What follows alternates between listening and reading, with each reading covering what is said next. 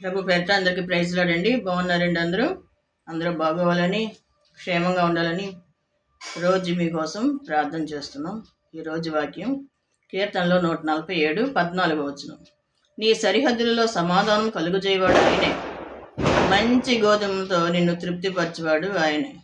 సరిహద్దుల్లో సమాధానం లేక ఎన్నో చోట్ల సమస్యలు, గొడవలు, గందరగోళాలు, పోట్లాడుకోవటాలు అవన్నీ కూడా చూడలేము. అంత ఇదిగా పోట్లాడుకుంటారు స్థలాల గురించి.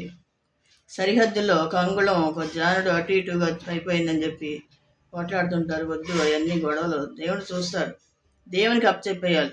ప్రార్థన చేసినప్పుడు, ఆయనకు మొరపెట్టినప్పుడు ఆయనే సహాయం చేస్తాడు. ఎందుకంటే చాలా విషయాల్లో అలాగే దేవుడు నాకు కూడా సహాయం చేశాడు.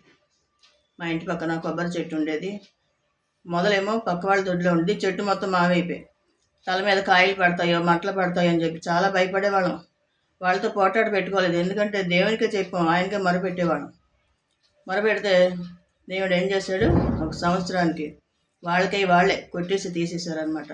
మనకి ఏ సరిహద్దుల్లో సమాధానం లేకపోయినా ఏదైనా కూడా దేవునికి మనం మొరపెట్టాలి. ఆయన సహాయం చేస్తాడు. సహాయం చేసి మనశ్శాంతిగా ఉంచుతాడు. మంచి గోధుమ పంటతో తృప్తిపరుస్తా అన్నాడు. భూమికి ఆజ్ఞిస్తాడు మంచిగా పంటలు పండాలని. అప్పుడు అవన్నీ కూడా చక్కగా పండుతాయి, మనం సమృద్ధిగా ఉంటాం. ఏ విషయమైనా కూడా మనం భయపడాల్సిన అవసరం లేదు. జీవము గల తండ్రి మనకున్నాడు. రాజులకు రాజు, ప్రభువులకు ప్రభు.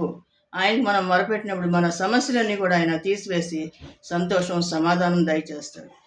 దేవునికే మహిమ కలుగును గాక. దేవుని కృప మీ అందరికీ తోడై ఉండును గాక. ఆమేన్.